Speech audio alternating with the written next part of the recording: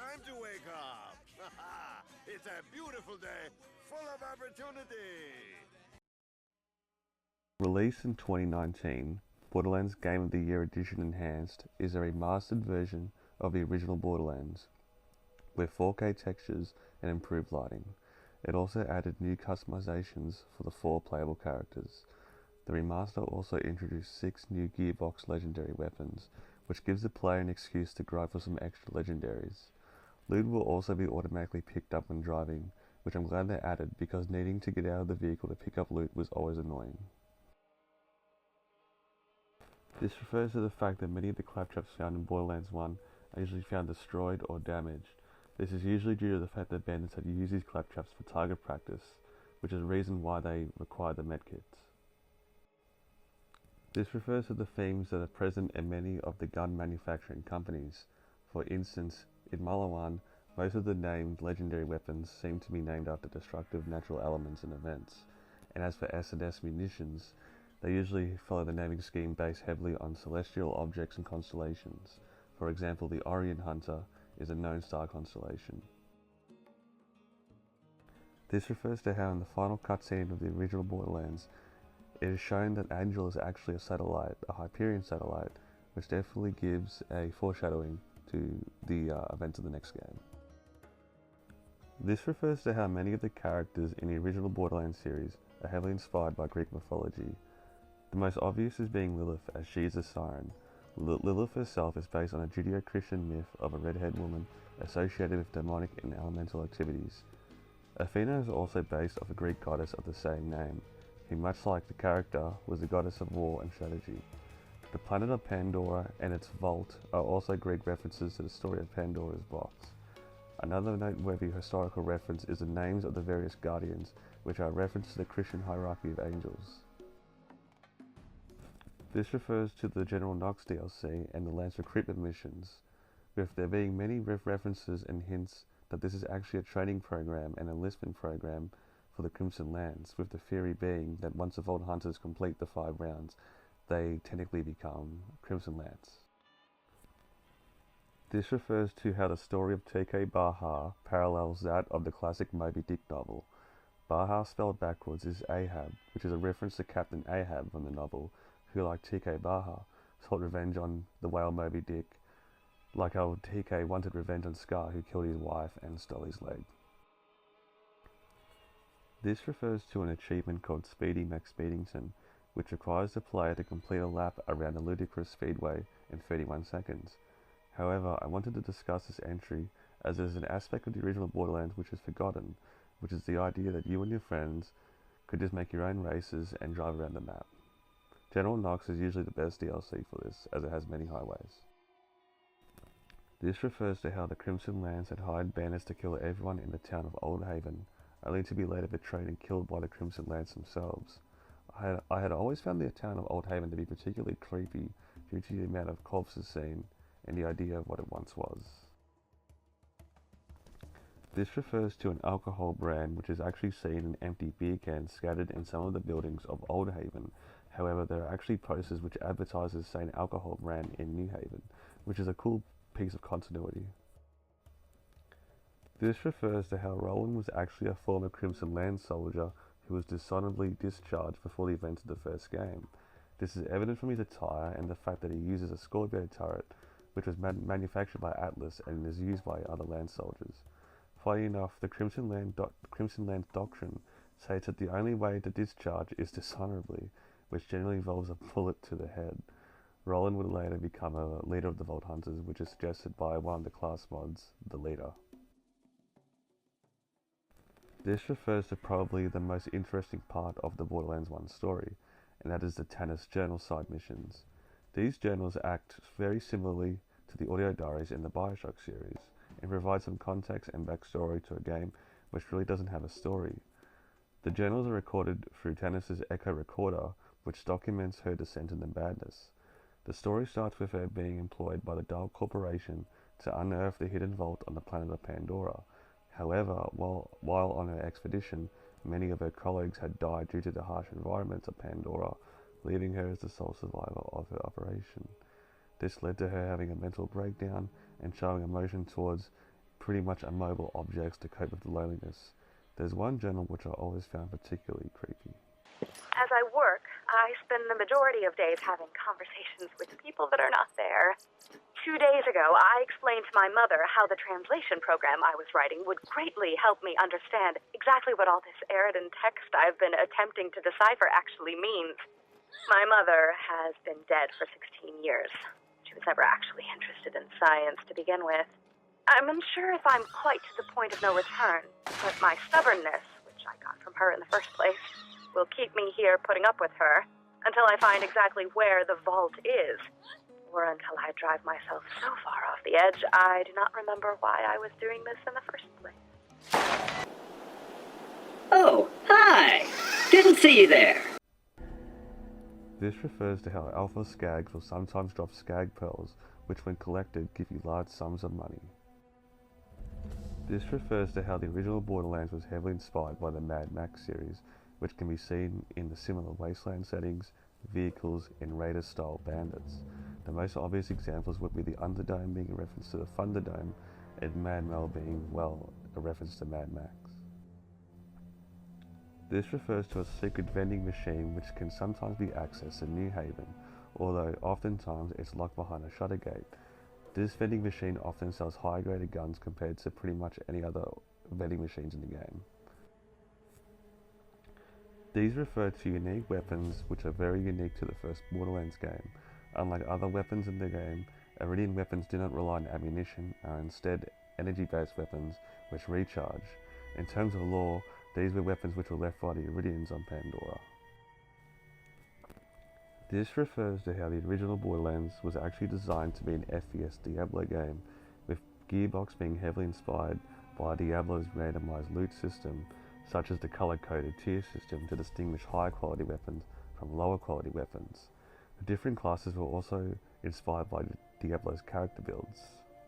There's actually a specific reference to Diablo in Borderlands 1 in the form of a mini-boss called Rakanishu, which is a reference to a boss of the same name from Diablo 2, although the name is spelled slightly differently in Borderlands 1. This refers to Crazy Earl's friendly pet Skag Pup, which can be rescued in a side mission and brought back to the scrapyard. However, upon gaining access to the Crimson Fastness and return to the scrapyard, Scrappy will become an adult and will become hostile to the player. This refers to how the bandit gangs encountered in Pandora were actually prisoners brought by the Dahl Corporation to work in Pandora's mines, specifically harvesting iridium as well as shock crystals in the many mines encountered in the game, such as Headstone Mine. Once the Dahl Corporation left the planet, they had left all the prisoners to form factions with their own leaders and lieutenants who controlled different districts in Pandora. Specifically, the bandits were the most violent prisoners and would eventually become mutated after being exposed to shock crystals and other elements in Headstone Mine and mutated into different forms such as the Burning Psycho, Badass Psycho, and Midgets. This refers to another tragic yet interesting backstory in the Nox DLC. This refers to how prior to the events of the first Borderlands, Athena was actually the Lance assassin who was sent to Pandora. While being there, she searched for her long-lost sister. However, in an attempt to keep Athena in the corpse, the Crimson Lance tricked her into ordering the assassination of a village where her sister lived. Athena, in the midst of the confusion, had accidentally killed her sister by mistake. This is the reason why she had betrayed the Lance and become an ally to the Vault Hunters in the Nox DLC. This refers to an achievement for the General Nox DLC in which players must kill 5 different loot midgets which are hidden throughout different maps. This feature was so iconic that it actually brought back for the rest of the Borderlands series. This refers to how Borderlands 1 is reported to have over 17.75 million guns in the game. Each gun has a different combination of barrels, grips, scopes, and elemental effects, making it highly unlikely that you will ever find the same gun twice. This refers to how in the original Borderlands there is a very different loot system from the other games. For example, in the first Borderlands, pretty much any legendary can drop from any source and does not require boss farming like the second game. The weapons in the first game also hold value much longer than weapons in the other games, meaning you do not need to be constantly refarming weapons, especially in late game. This refers to how, in the mission Earl needs food badly, the cans you are actually collecting are actually Atlas manufactured cans. which is a little interesting fact. This refers to how in the scavenger revolver missions, there's actually a chance for it to spawn a legendary such as the Unforgiven or Anaconda. This refers to how some bosses reuse the same textures. For example, Crom has the same body as Pumpkinhead from the Zombie Island DLC, and funny enough, Crazy Earl and King Wee Wee also share the same facial model. This refers to a secret room which can only be accessed during the mission, another piece of the puzzle. This room can be accessed via an elevator behind a secret door which can be used to reach a secret basement where there are several psychos and 2 chests, in which a special gun called Ryder can be found, which is unique for being one of the few scopeless snipers in the game. The basement is also a reference to the movie A Christmas Story. This refers to an NPC bandit who is actually never seen in the game, but is seen in many promotional materials throughout. Oh, hey, Steve. How are the kids? This refers to pearlescent weapons being the most rare loot in the game, and is only really obtainable by farming Cromerax, although it is possible to get them from Lance chests, badass bruisers, Lance pyros, badass engineers, and drifters, though it is incredibly rare. In fact, despite being the most common way, it takes an average of 66 times of killing Cromerax to obtain 1 pearlescent. And that takes pretty much more time than really farming any boss in Borderlands 2, which is kind of insane.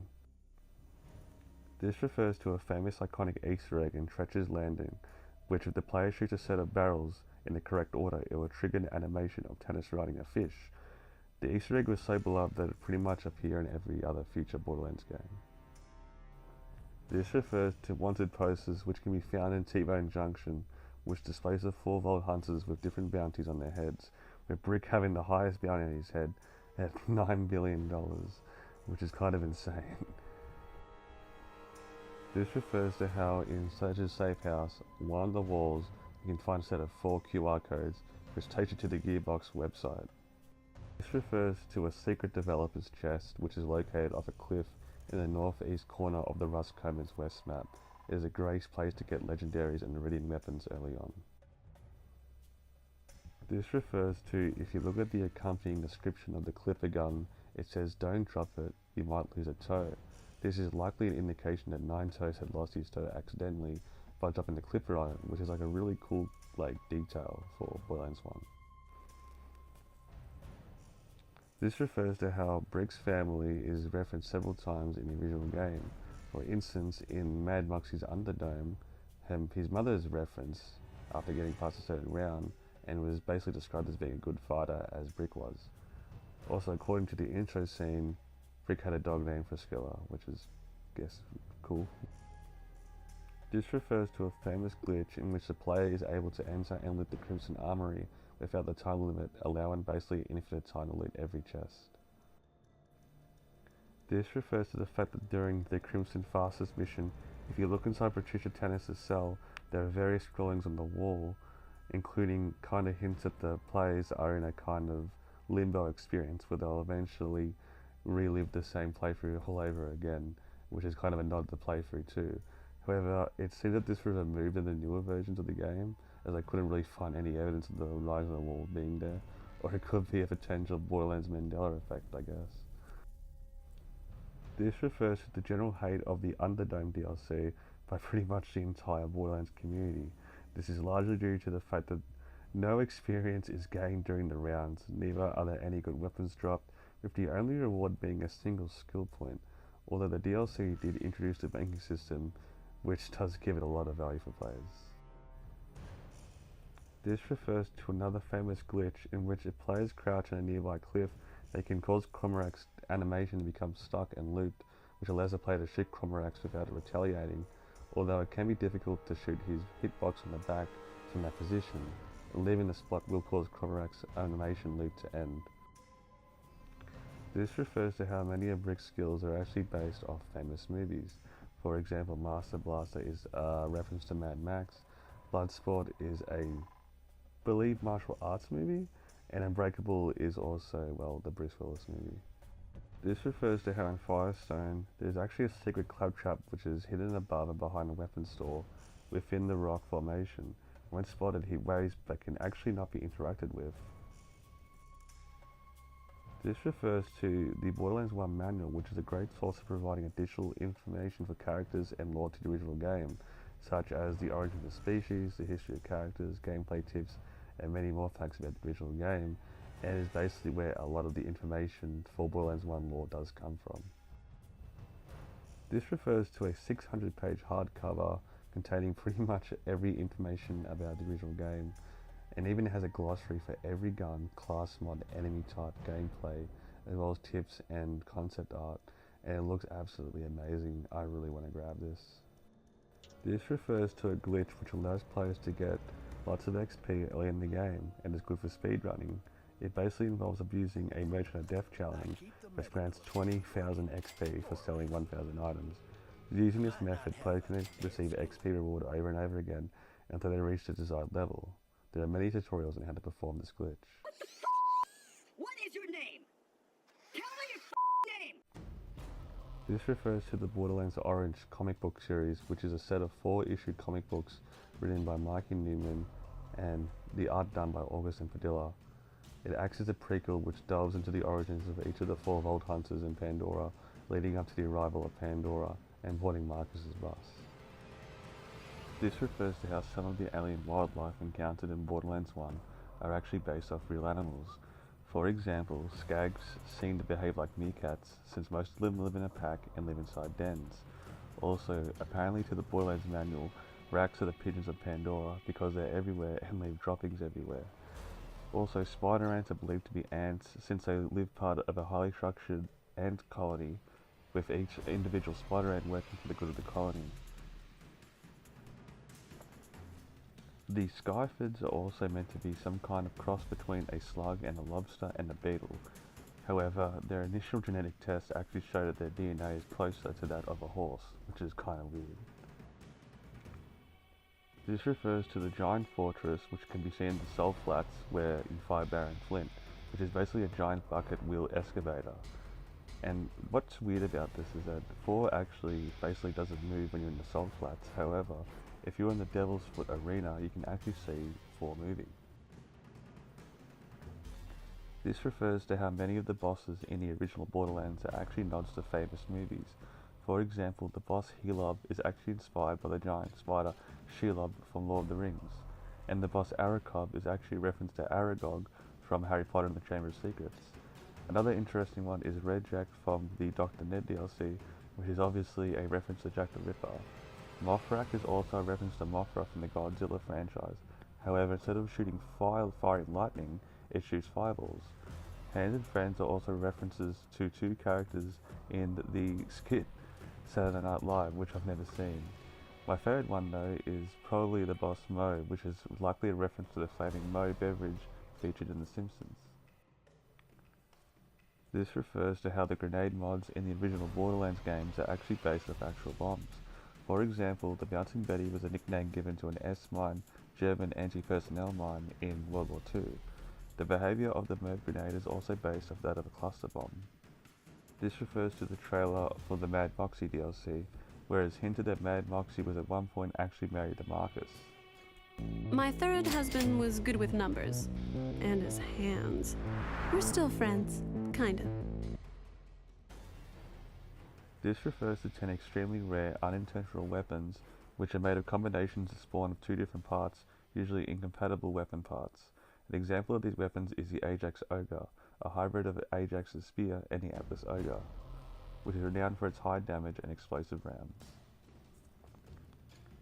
This refers to how the Ladov Corporation in the original Borderlands is actually based off a real Russian company, which I'm not even going to try and pronounce the name of, but it's basically based on Russia, and yeah, that's basically it.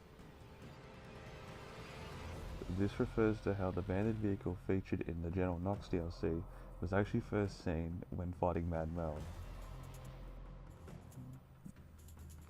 This refers to how in Treacher's Landing there's actually a hut with some very interesting magazines which points to what bandits do in their spare time. This refers to how the Sledge's shotgun has a very special knockback ability which can be exploited by players to reach extremely high distances. This refers to how it was actually originally implied in the Borderlands Dr. Ned DLC that Dr. Ned and Dr. Zed were actually the same person. However, this would actually be proven false in the Claptrap web series, which we'll get to later. This refers to how the sword that Hans uses is actually an identical version of the sword that Mordecai uses in his melee attacks. This just refers to a speedrun method in which you can skip basically 90% of the Headstone mine map and skip straight to the sledge battle, which is really good for speedrunning. This refers to how on the walls around the bank in the Underdome DLC, there are weird portraits of Marcus's family, which suggests that he comes from a long generation of arms dealers. This just refers to how within Moxie's red light in the Nox DLC, there's an Easter egg behind the bar, which is the hat of Hank Rice, which was one of the mini-bosses in the Dr. Ned DLC. This one's pretty self-explanatory, but definitely one of those things that once you hear it, you can never unhear it. Trash feeders are a strange enemy in that they are only encountered in the descent map near the end of the game, and are only seen flying high above the map and can be easily mistaken for Rakk. However, they appear to actually be more similar to Bloodwing in appearance, and will only attack if players shoot and kill one of them. This refers to the fact that throughout the game, there is multiple evidence that shows that Skags can actually be tamed. For example, Pinky and Digit were tamed by Ninetoes, and Scrappy was tamed by Crazy Earl. In the Nox DLC, there's also the midgets which ride Skags, which, yeah, gives more evidence to the theory. Start with Ian McKelly, ass. This is Bush League. This just refers to the fact that in the Rust Commons West, you can actually access a secret map, which is really interesting. There's really nothing there, but it's definitely a very interesting thing, and I definitely didn't know about it. This refers to how if the player takes the mission Is TK OK from Scooter through multiplayer without having finished TK Baha's side missions in Skag Gully, they can check on TK Baha's dead body inside the house while TK Baha is still alive on his porch. This refers to how in the Dr. Ned DLC, during the mission Excellent Opportunity, the Corpse Eaters, which are basically the undead version of Trash Feeders, will actually drop a Bloodwing item card, which is kind of a hint that the Trash Feeders and Bloodwing and the Corpse Eaters are all the same species. This refers to how at Lucky's watering hole in the Dull Headlands, this is actually the only building that plays a song on the radio. The song in question is called Children Inherit the Earth by Raisin. The song is also played in the bar across from the Tartarus Station bounty board in the 4th DLC. Get your meds here. This refers to how there are several locations in the game where Rakk hives can actually be seen hibernating with only their backs being exposed and will subtly move, which is a really cool detail. However, they will never awaken. This refers to how in Borderlands 1, in many of the maps can be seen giant skeletons, which look like that of Cromorachs, which indicate that at one point there were many more of them. This refers to how in the Robot DLC in the Scorched Snake Canyon, on the floor of the first open pit mine, there is a huge skeleton of what appears to be a Rakk hive. However, this one is different since it has a drilling rig still attached to its back and head, which suggests that the Rakk hives were once domesticated or enslaved to be used in facilitating the mining operations on Pandora. This refers to how in the Lumberyard map in the Dr. Ned DLC, there are several audio recordings of a man who sounds suspiciously like Shaggy. There is also a broken bus, which is a reference to the Mystery Machine from Scooby-Doo. Like, whoa, Shaggy, you wouldn't believe what happened to me. The Misery Machine broke down. Like, I know that's not news, but I found this town and there's like no one there. I finally ran into an old doctor who said there was zombies throughout the haunted forest. He seems like a nice old man, so I thought I'd help him out. Who needs the rest of the gang, right?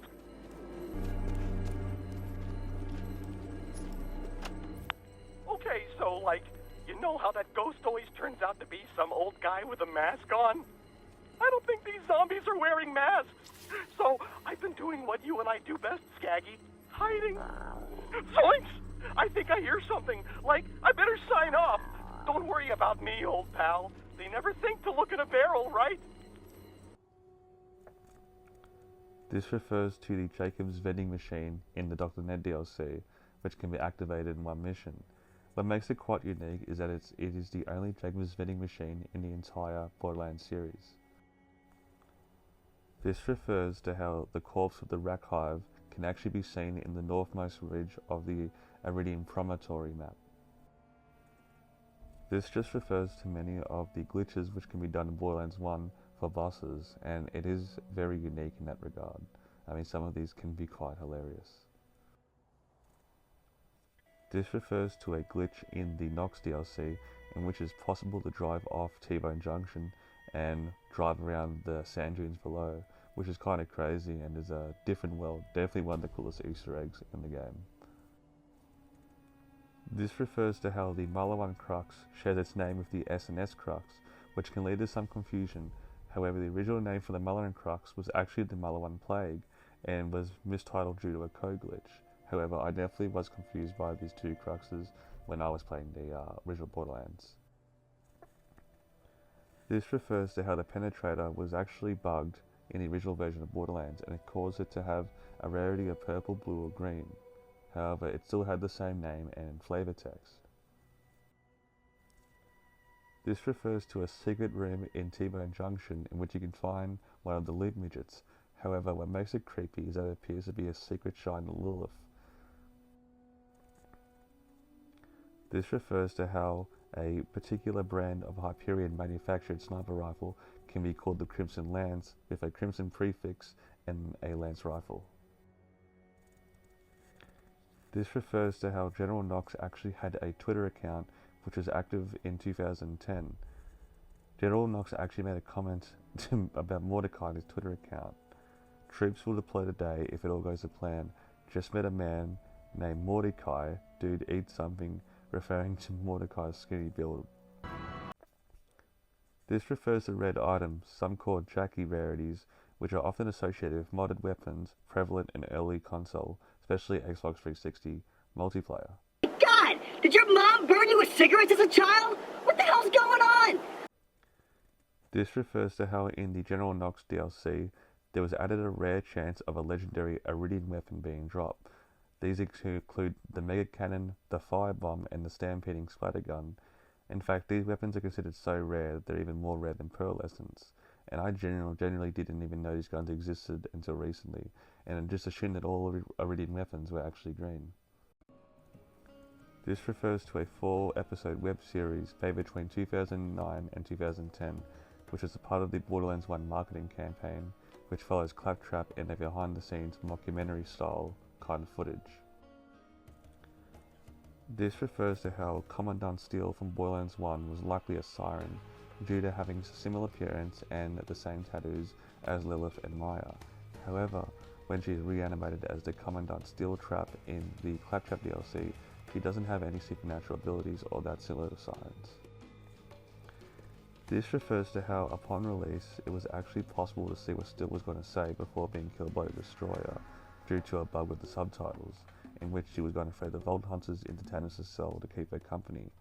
However, in the Claptrap DLC, when Steel Trap is encountered, she continues where she left off, but with a different sentence. This refers to Code Hunters, which is a 2006 animated short made by Ben Hibben, which has been argued to be the main inspiration behind Borderlands' cel-shaded art style, since originally it had a more realistic art style.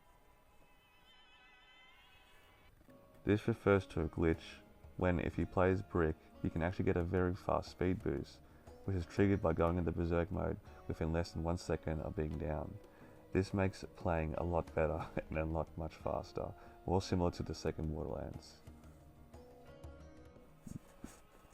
This refers to how Mordecai's character model originally was more closer to that of Reva, the mini-boss, but was a change later on during development. In fact, in the files, Mordecai's original name was Malachi. Also, originally, Lilith's character design was much closer to that of Commandant Steele, with white hair instead of the red hair. Also, her original name was Dr. Lilith Cashlin. This refers to how in Tartarus Station in the Robot Revolt DLC, on top of a building near the center of the town, there is a picture of a claptrap with speech bubbles. The binary in the speech bubbles translate to Steve the Bandit. This refers to how Firestone was originally going to have a mechanic and an arms dealer, however, for some reason this changed. This refers to how in the original Borderlands 1 cutscene, Marcus calls Mordecai a Troxican wrestler. Funny enough, this is the name of a class mod which Mordecai has, and is also one of the name of the Loot Midgets, which suspiciously looks like a very small version of Mordecai. This refers to how melee attacks against Outrunners are treated as vehicle impacts by the game, which allows the Outrunners to be sent flying in the air, which can be used for some very cool mechanics. This refers to how if you complete the mission OMG APC for Scooter in the Nox DLC, you can actually access and drive the Lancer vehicle used by the Crimson Lance soldiers. This refers to how in the Dull Headlands it is actually possible to drive into a Disco Cube area beneath the map, which is very interesting. This refers to how before the Nox DLC, pearlescent weapons were actually a bug, since some high tier weapons would be incorrectly shown as being white, despite having a higher ranking than that of legendaries. However, in the patch 1.3 release date, it actually got rid of this and properly created the pearlescent weapons. This just refers to how in Borderlands 1 PC you can actually play third person, which is very interesting and is a very unique way of playing the game. This refers to how if a wreck hive is continuously attacked from behind, it will do a very interesting secret attack. An odd fact, but a very interesting one, when fighting the mini-boss default in the Robot DLC, in the Italian dub, it is actually voiced by a woman, which is very interesting. Beh, faceva il duro.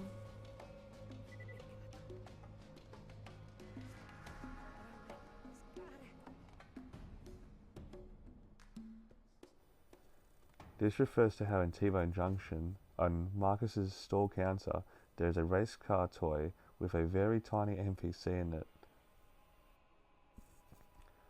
This refers to how Claptrap's design was born from a random sketch in a low-level assignment made by the Jira project management software system. This refers to how in the original Borderlands 1 development, Skyfords were actually given much more of a purpose. For example, you had sprinters and runners which could ram and tip over your vehicle, and you also had ravagers which would burst out the ground. I think this would have been much more interesting than the letdown of the Skyfords we get in the original game. This refers to the cut rocket launchers, which were very similar to that of the grenade launchers. In fact, Nine Toes was actually going to use a unique grenade launcher called the Big Toe, but this was replaced with the Clipper prior to its release. The Salt Racer was a dragster type vehicle which was also removed during the development of Borderlands and replaced with the Outrunners. This refers to a myth in the early days of Borderlands 1 in which the pearlescent Ironclad was believed to be able to reduce bleed out time, however this was incorrect. This refers to the Scheming the Sabotage mission in Headstone Mine, in which the mission actually references Iridian in its text, although they spell it with an I instead of an E. This refers to how in Old Haven, when doing the Claptrap rescue mission, the Claptrap will sometimes be invisible, which can kind of create a very eerie atmosphere, almost like a ghost. This refers to how in Moxie's red light in the Nox DLC, in the distance you can actually see the Underdome, although there is actually no way to get there.